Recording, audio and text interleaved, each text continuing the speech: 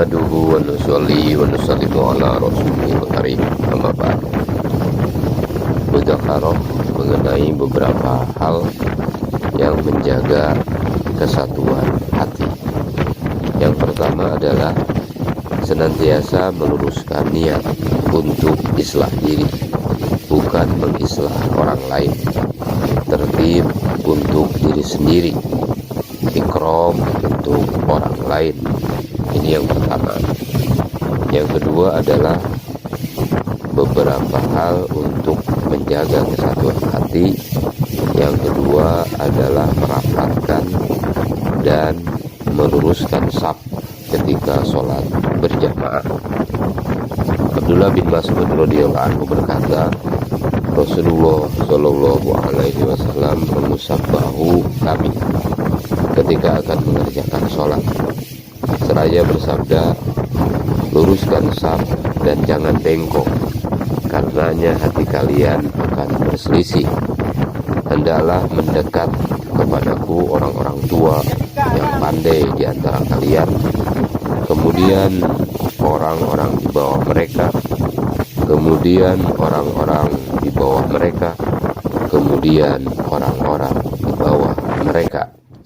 Hadis riwayat Muslim.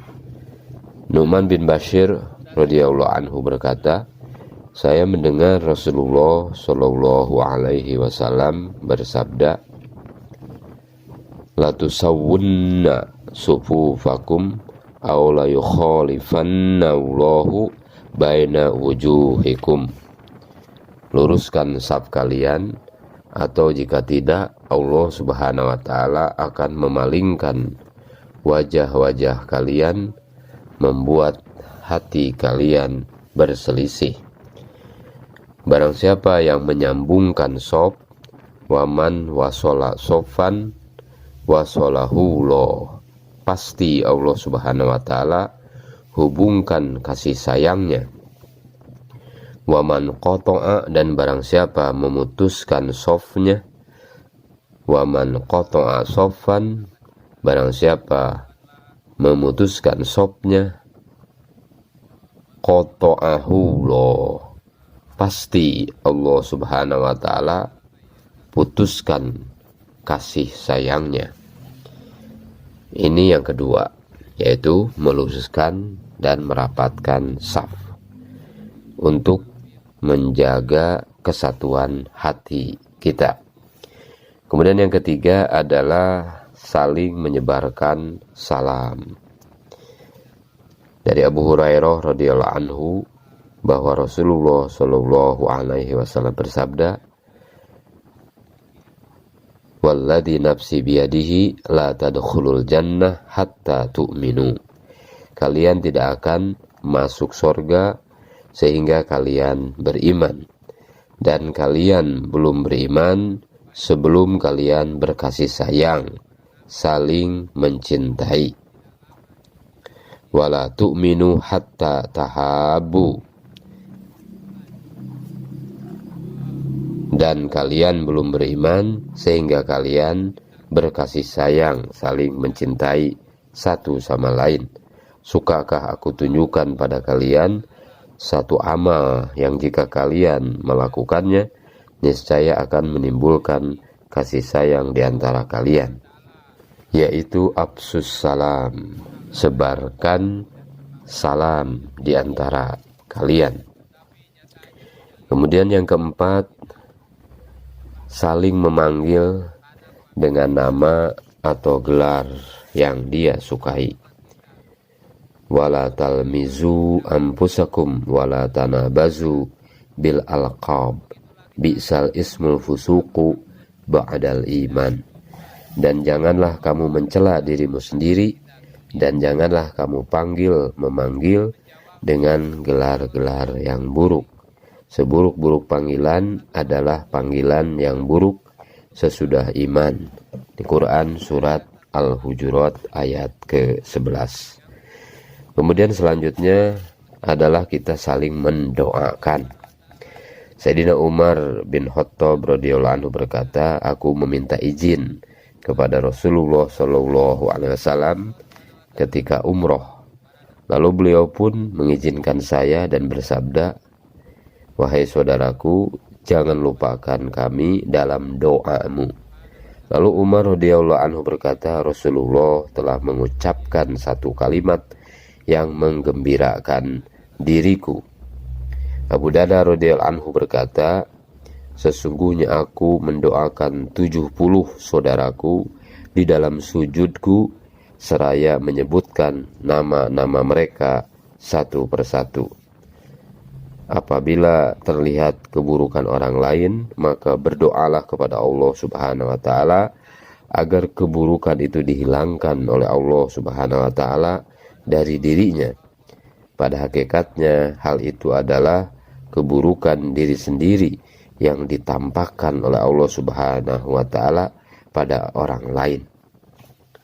Saudara-saudara sekalian yang dimuliakan Allah Subhanahu wa taala, kemudian yang menjaga kesatuan hati adalah yang keenam, kita senantiasa melihat kebaikan orang lain dan melihat kekurangan diri sendiri. Apabila melihat kebaikan orang lain, kebaikan itu akan wujud pada diri kita. Dengan melihat kekurangan diri, maka kita akan selalu beristighfar. Rasulullah Shallallahu Alaihi Wasallam bersabda, "Yubsiru ahadukumul qadata fi aini akhihi wa yansal jid'a fi ainihi." Seseorang di antara kalian dapat melihat debu yang ada pada mata saudaranya, tetapi ia melupakan, tidak pernah melihat batang kurma yang ada di pelupuk matanya. Saudara-saudara yang dimuliakan oleh Allah Subhanahu wa taala, dari As-Silmi bahwa Abdullah bin Bakar radhiyallahu anhu berkata, apabila melihat orang yang lebih tua usianya, maka katakanlah, orang ini mendahului dan mengungguliku dari segi iman dan amal, karena ia lebih baik daripada diriku. Apabila melihat orang yang lebih muda, maka katakanlah, aku telah mendahuluinya dari segi berbuat dosa dan maksiat, karena ia lebih baik daripada aku. Apabila melihat teman yang sebaya denganmu, lalu ia memuliakan dan memujimu, maka katakanlah, ini adalah akhlak baik mereka yang tidak pada tempatnya. Dan apabila melihat mereka kurang menghargai engkau, maka katakanlah, ini adalah karena dosa yang telah aku lakukan. Rasulullah Shallallahu Alaihi Wasallam bersabda, berbahagialah orang yang sibuk mencari kesalahan dan kelemahan diri sendiri daripada sibuk mencari kekurangan dan kesalahan orang lain. Allah Subhanahu wa taala sembunyikan keburukan diri kita pada mata kita sendiri. Ketika melihat keburukan orang lain, segera targhib diri sendiri bahwa ini keburukan kita yang dinampakkan oleh Allah Subhanahu wa taala pada orang itu. Sengaja melihat kekurangan atau mencari-cari kesalahan orang lain akan mencabut ruh ijtimaiyat. Awalnya meninggalkan dakwah dengan berdiam diri, lalu mengkritik usaha dakwah, akhirnya berdakwah untuk menentang usaha dakwah. Kemudian yang ketujuh, perkara yang mendatangkan kesatuan hati adalah tidak merasa lebih tahu atau merasa sudah lama di dalam usaha dakwah. Rasulullah Shallallahu Alaihi Wasallam bersabda, Innallaha awha ilayya, sesungguhnya Allah Subhanahu wa taala telah mewahyukan kepadaku, antawadu'u, bersikaplah tawadu, sehingga seseorang tidak menganggap dirinya lebih tinggi dari orang lain, dan seseorang tidak bersikap sombong kepada orang lain. Saudara-saudara sekalian, Sayyidina Umar radhiyallahu anhu mendengar bahwa Rasulullah Shallallahu alaihi wasallam bersabda, barang siapa yang merendahkan hati, tawadu hanya karena Allah, maka dia, Allah Subhanahu wa taala, akan meninggikan derajatnya, sehingga dalam pandangannya ia merasa dirinya kecil, dirinya rendah, namun dalam pandangan orang lain ia adalah besar, mulia. Dan barang siapa berlagak sombong, maka Allah Subhanahu wa taala akan merendahkannya, sehingga pada pandangan orang-orang ia kecil, sedangkan dalam pandangannya ia merasa besar, padahal dalam pandangan orang-orang ia lebih hina daripada seekor anjing atau babi. Hadis riwayat Baihaqi. Seseorang terus-menerus merasa dirinya besar sehingga ia digolongkan ke dalam orang-orang sombong, hingga Allah Subhanahu wa taala pun menimpakan siksa yang dia timpakan kepada orang-orang sombong. Dari Sayyidina Abu Bakar radhiyallahu anhu bahwa Rasulullah Shallallahu alaihi wasallam bersabda, la tahqiranna ahadan minal muslimin. Jangan sekali-kali meremehkan seorang muslim, karena sekecil-kecilnya seorang muslim pada sisi Allah Subhanahu wa taala adalah besar. Dari Sayyidina Amr bin Shu'aib radhiyallahu anhu bahwa Nabi Shallallahu alaihi wasallam memandang ke Ka'bah, kemudian bersabda, laqad syarrafaka Allah wa karramaka wa azamaka. Sungguh Allah Subhanahu wa taala telah memuliakanmu dan mengagungkanmu. Tetapi orang beriman lebih mulia daripada engkau. Wal mu'minu a'zamu hurmatan minka. Sungguh Allah Subhanahu wa taala telah memuliakanmu dan mengagungkanmu, tetapi orang beriman lebih mulia daripada engkau. Imam Syafi'i rahimahullah berkata, orang yang paling mulia derajatnya adalah orang yang tidak melihat derajat dirinya, dan orang yang paling utama adalah orang yang tidak melihat keutamaannya. Saudara-saudara sekalian yang dimuliakan Allah Subhanahu wa taala, kemudian yang kedelapan, hal-hal yang menjaga kesatuan hati adalah senantiasa duduk berjamaah di dalam majelis ta'lim dan di luar majelis. Sayyidina Jabir bin Samurah radhiyallahu anhu berkata, kharaja alaina Rasulullah sallallahu alaihi wasallam. Rasulullah sallallahu alaihi wasallam keluar menemui kami, lalu beliau melihat kami duduk-duduk berkelompok-kelompok. Maka beliau bersabda, mengapa saya melihat kalian berpisah dalam kelompok-kelompok? Abu Tha'labah al-Khuzai radhiyallahu anhu berkata, apabila orang-orang singgah pada suatu tempat, mereka kadangkala berpencar di lembah-lembah. Lalu Rasulullah Shallallahu alaihi wasallam bersabda, sesungguhnya berpencarnya kalian di lembah-lembah ini tidak lain merupakan perbuatan syaitan. Setelah itu tidaklah mereka singgah pada suatu tempat kecuali berkumpul menjadi satu, sehingga seandainya dihamparkan sehelai kain untuk mereka, pasti menutupi mereka semua. Diriwayatkan secara marfu dari Ibnu Umar radhiyallahu anhu berkata, nahya anil wahdah.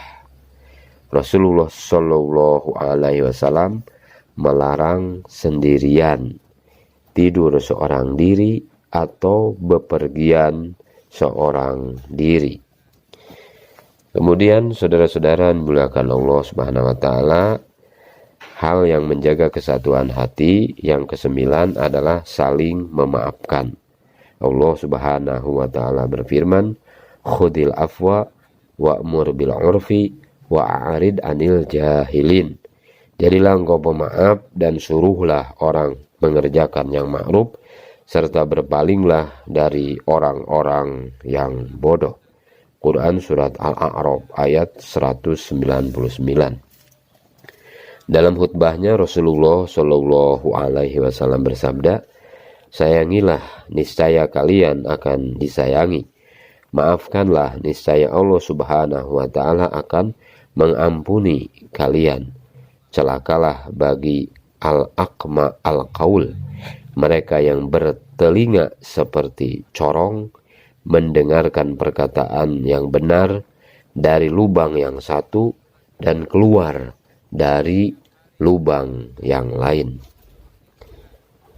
Kemudian yang ke-10, usaha untuk menjaga kesatuan hati adalah saling memberi hadiah. Rasulullah SAW bersabda, "Tahadau, saling memberi hadiahlah satu sama lain. Fa innal hadiyah, karena hadiah itu dapat menghilangkan rasa permusuhan dalam dada. Tasofahu yadhabul ghillu, berjabat tanganlah sesama kalian sehingga hilang rasa benci, dan saling memberi hadiahlah satu sama lain sehingga kalian saling mencintai dan hilanglah permusuhan." Tiada suatu hadiah pun yang diberikan oleh seorang muslim kepada saudaranya yang lebih baik dari kalimat yang mengundang hikmah, yang menambahkan hidayah Allah Subhanahu wa taala kepadanya atau menyelamatkan ia dari kebinasaan kesesatan. Jika tidak memiliki sesuatu untuk dihadiahkan, dianjurkan saling menghadiahkan amal berupa bacaan sholawat atau ayat-ayat Al-Quran, dan pahalanya ditujukan kepadanya. Saudara-saudara sekalian yang dimuliakan Allah Subhanahu wa taala, kemudian hal yang mendatangkan kesatuan hati kita usahakan nomor 11 adalah ikram dengan berkhidmat sesama jamaah. Walaupun ada petugas khidmat mengambil takaza, mengambil tugas yang paling berat, mengambil keputusan bahwa ini tanggung jawab saya, orang lain hanya membantu. Wa khairun nas anfa'uhum linnas, sebaik-baik manusia adalah yang paling banyak memberi manfaat kepada manusia. Sayyidina Anas radhiyallahu anhu menuturkan, kami melakukan perjalanan bersama Rasulullah Shallallahu Alaihi Wasallam. Pada saat itu di antara kami ada yang saum dan ada pula yang tidak. Pada saat hari panas terik, kami berhenti untuk beristirahat pada suatu tempat. Kebanyakan di antara kami berlindung di balik jubah, dan sebagian lagi menahan terik matahari dengan tangan. Mereka yang saum beristirahat, dan yang tidak saum sibuk membangun tenda dan memberi minum hewan tunggangan. Kemudian Rasulullah Shallallahu Alaihi Wasallam bersabda, pada hari ini orang-orang yang tidak saum memperoleh seluruh pahala orang yang saum tanpa mengurangi pahala orang yang saum. Hadis riwayat Muslim. Ketika Rasulullah Shallallahu Alaihi Wasallam dan para sahabat tiba pada suatu tempat dalam perjalanan, mereka berencana menyembelih kambing untuk makan bersama. Di antara sahabat ada yang menawarkan diri untuk menyembelih kambing untuk makan bersama. Seorang lagi meminta agar ia yang mengulitinya, dan seorang lagi meminta agar ia yang memasaknya. Lalu Rasulullah Shallallahu Alaihi Wasallam menawarkan dirinya mencari kayu bakar untuk memasak daging kambing itu, tetapi para sahabat tidak menyetujuinya. Seraya berkata, wahai Rasulullah, biarkanlah kami yang melakukan semuanya, silakan engkau beristirahat saja. Kemudian Rasulullah Shallallahu Alaihi Wasallam bersabda, aku tahu kalian sanggup melakukannya, tetapi Allah Subhanahu Wa Taala tidak suka kepada seseorang yang melihat dirinya berbeda dengan orang yang lain, sedangkan ia bersama mereka. Lalu beliau beranjak pergi mencari kayu bakar ke tengah padang pasir. Kemudian usaha yang ke-12 untuk menjaga kesatuan hati adalah menjaga lisan. Hindari menegur langsung teman yang melakukan kesalahan atau yang kurang tertib. Berilah nasihat melalui mudzakarah atau pembicaraan empat mata. Rasulullah Shallallahu Alaihi Wasallam bersabda, barang siapa mempermalukan saudaranya dikarenakan suatu dosa, maka sebelum ia mati, ia juga akan melakukan dosa seperti itu. Hadis riwayat Tirmizi. Rasulullah Shallallahu Alaihi Wasallam berwasiat kepada Abu Dzar radhiyallahu anhu, jadikanlah aib-aibmu untuk menahan diri dari mencela orang lain, dan jangan mencari-cari kesalahan orang lain, padahal aib itu juga dilakukan olehmu, tetapi kamu tidak menyadarinya. Seseorang ditegur dan ia tidak terima akan membangkitkan kemarahannya, karena setiap orang menyukai posisinya masing-masing. Bila membuka satu aib orang lain, maka dia akan membuka empat aib kita.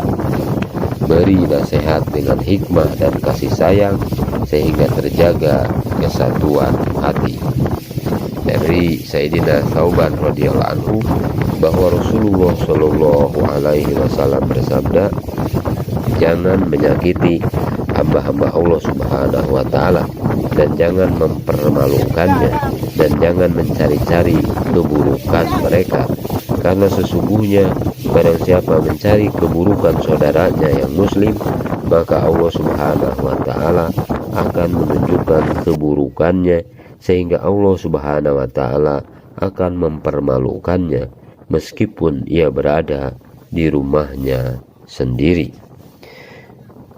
Saudara-saudara sekalian yang dimuliakan Allah Subhanahu Wa Taala, kemudian yang terakhir, usaha untuk mendatangkan kesatuan hati adalah mentaati hasil musyawarah dan senantiasa mengamalkan usul-usul dakwah.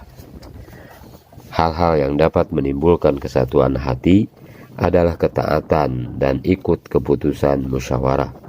Dalam kerja dakwah yang pertama kali diusahakan adalah ketaatan. Penyakit perpecahan seluruh dunia ini karena tidak adanya ketaatan. Anak tidak taat kepada orang tua, pekerja tidak taat pada majikan, murid tidak taat pada gurunya. Mulai menanamkan sifat taat pada diri sendiri. Ketika jamaah terbentuk, targhib pertama kali taat pada amir, bukan amir yang ingin ditaati, tetapi bagaimana dalam diri kita ada sifat taat.